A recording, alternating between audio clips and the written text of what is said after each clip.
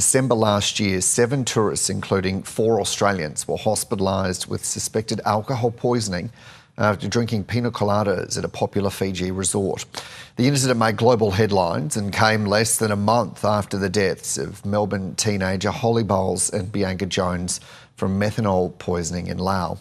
At the time, Fijian authorities said no methanol was found in the drinks. Now, in an exclusive interview with the ABC, one of the victims is describing how she fell into a coma and almost died after taking just 2 sips of the drink.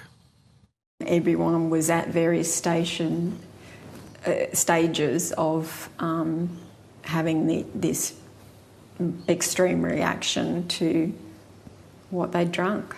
Anyway, I could see in the room that other people were going into various states of seizures and other experiences. I was shaking violently, and I could see the medical staff were so busy with the other patients. That's the last time I was conscious. Specialists have since told me that my heart went into stress cardiomyopathy due to what was happening with my brain and my seizures. So, and have spent the next, the last 4 months trying to recover, seeing lots of specialists. I believe that the alcohol that we consumed was tainted and that we were poisoned. And to get more on this, we're joined by the ABC's Fiji reporter, Lethe Mavono. Lethe, welcome to the program. You spoke to Susan, who I understand asked for identity to be withheld to protect her daughter, who was in Fiji with her, and is clearly quite traumatised by it all. Can you tell us why she's speaking out?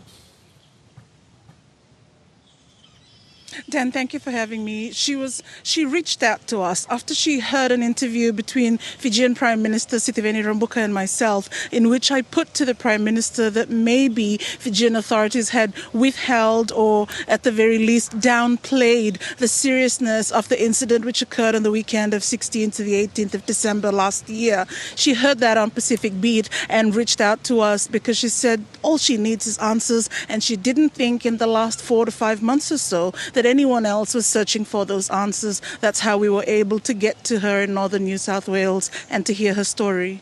And in terms of those answers, what have the Fijian authorities had to say? Then it's been really difficult, near impossible actually, to get the Fijian authorities to speak to me. I asked for the opportunity to put these allegations to them, but all I've been able to get was a statement from the Deputy Prime Minister, who's also the Minister for Tourism, to say that the government of Fiji deeply regrets the incident and that it would continue to work with the Australian High Commission here to update the 4 Australian nationals about what had happened and to offer support if they could. But they did not respond specifically to any of the allegations given to them. However, I'm happy to say that today, less than an hour from now, actually, the Fijian Prime Minister is happy to hear from us as to what the evidence says about whether or not the testing that Fijian authorities said they would do on the patients and on the drinks actually was conducted. Yeah, many questions there, Lethe. It'll be good to hear what the authorities and the Prime Minister have to say. What about the Warwick resort where Susan and her daughter were actually staying?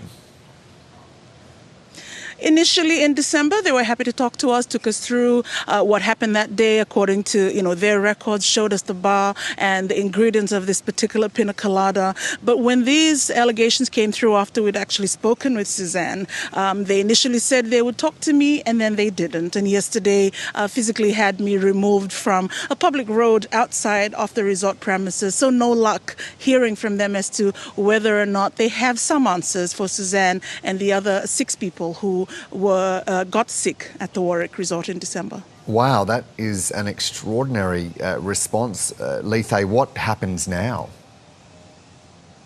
Well, what we're hoping happens is that we'll have this opportunity to present the Prime Minister some evidence that at the very least, promises made by Fijian authorities in December and in January of this year, that they would look into independent scientific testing of the patients as well as the drinks themselves. We're going to present that evidence to him and hope that maybe there will be fresh investigations and that these people who got sick in Fiji in December might have some answers as to what happened to them that day.